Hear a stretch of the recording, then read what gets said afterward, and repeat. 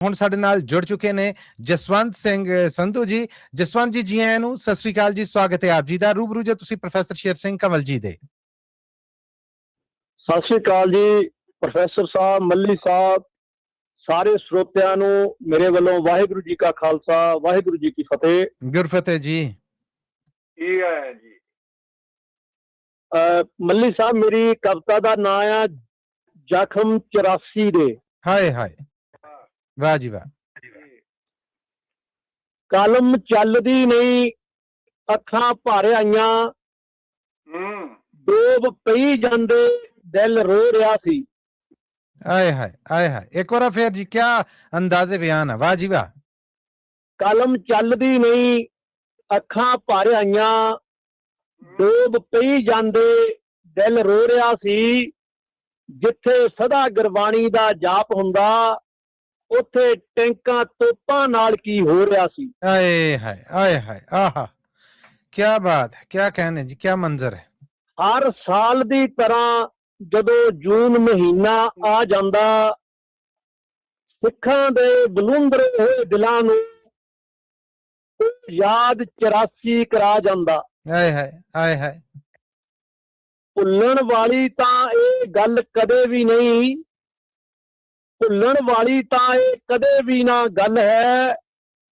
ਇਸ ਅਣਹੋਣੇ ਵਰਤਾਰੇ ਨੇ ਪਾਏ ਸਭ ਦੇ ਕਲੇਜੇ ਸੱਲ ਹੈ। ਆਏ ਹਾਏ, ਵਾਹ ਜੀ ਵਾਹ। ਪਹਿਲਾ ਹਫਤਾ ਜੂਨ 84 ਦਾ, ਜਦੋਂ ਕਾਲ ਤਖਤ ਨੂੰ ਢਾਇਆ ਸੀ, ਇਹਨਾਂ ਦਿਨਾਂ ਦੇ ਵਿੱਚ ਗੁਰੂ ਅਰਜਨ ਦੇਵ ਜੀ ਦਾ ਪੁਰਬ ਸ਼ਹੀਦੀ ਆਇਆ ਸੀ।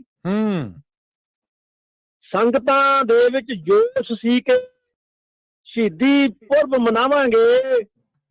ਇਹ ਨਹੀਂ ਸੀ ਪਤਾ ਉਹਨਾਂ ਨੂੰ ਕਿ ਉੱਥੇ ਹੀ ਸ਼ਹੀਦੀਆਂ ਪਾਵਾਂਗੇ। ਆਏ ਹਾਏ।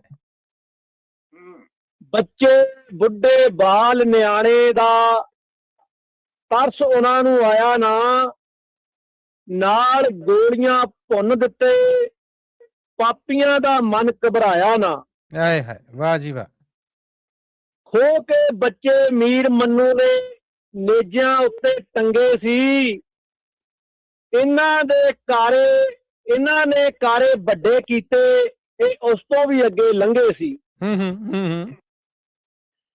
ਬਾਹਰੋਂ ਗੋਲੇ ਚੱਲ ਰਹੇ ਸੀ, ਤੋਪਾਂ ਦਨ ਦਨਾਉਂਦੀਆਂ ਸੀ, ਸਿੰਘ ਵੀ ਅੰਦਰੋਂ ਘੱਟ ਨਹੀਂ ਸੀ, ਮੀਂਹ ਵਾਂਗੂ ਗੋਲੀਆਂ ਆਉਂਦੀਆਂ ਸੀ। ਵਾਹ ਵਾਹ, ਕਿਆ ਕਹਿਣੇ।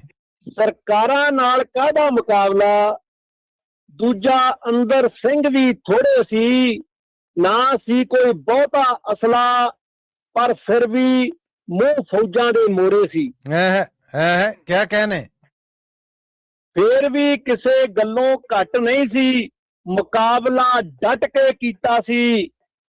ਬਾਰੋ ਬਾਰੀ ਸਣੇ ਸੰਤਾਂ ਦੇ ਜਾਮ ਸ਼ਹਾਦਤ ਪੀਤਾ ਸੀ। ਵਾਹ ਜੀ ਵਾਹ, ਵਾਹ ਜੀ ਵਾਹ। ਮੁਕਰਰ ਇੱਕ ਵਾਰ ਫਿਰ ਹੈ ਬੋਲ ਜੀ, ਇੱਕ ਵਾਰ ਫਿਰ ਜਸਵੰਤ ਜੀ। ਆਏ ਹਾਏ। ਫੇਰ ਵੀ ਕਿਸੇ ਗੱਲੋਂ ਘੱਟ ਨਹੀਂ ਸੀ, ਮੁਕਾਬਲਾ ਡਟ ਕੇ ਕੀਤਾ ਸੀ। ਬਾਰੋ ਬਾਰੀ ਸਣੇ ਸੰਤਾਂ ਦੇ ਜਾਮ ਸ਼ਹਾਦਤ ਪੀਤਾ ਸੀ।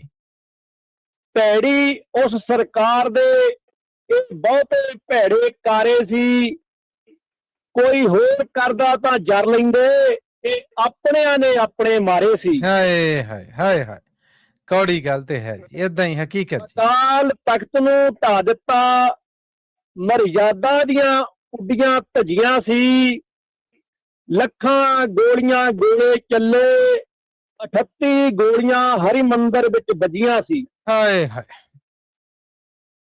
ਮੱਥਾ ਟੇਕਣ ਆਇਓ 100 ਵਾਰੀ, ਮੱਲੀ ਸਾਹਿਬ ਜੀ। ਮੱਥਾ ਟੇਕਣ ਆਇਓ 100 ਵਾਰੀ, ਪਰ ਇਸ ਨਾਲ ਮੱਥਾ ਲਾਇਓ ਨਾ, ਇੱਥੇ ਮੱਥਾ ਲਾ ਕੇ ਕੋਈ ਨਹੀਂ ਬਚਿਆ, ਤੁਸੀਂ ਪਿੱਛੋਂ ਪਛਤਾਇਓ ਨਾ। ਵਾਹ ਬਈ ਵਾਹ, ਵਾਹ ਬਈ ਵਾਹ, ਕਿਆ ਲਲਕਾਰ ਹੈ, ਸ਼ਾਨਦਾਰ ਜੀ। ਆਖਰ ਦੇ ਵਿੱਚ ਸੰਧੂ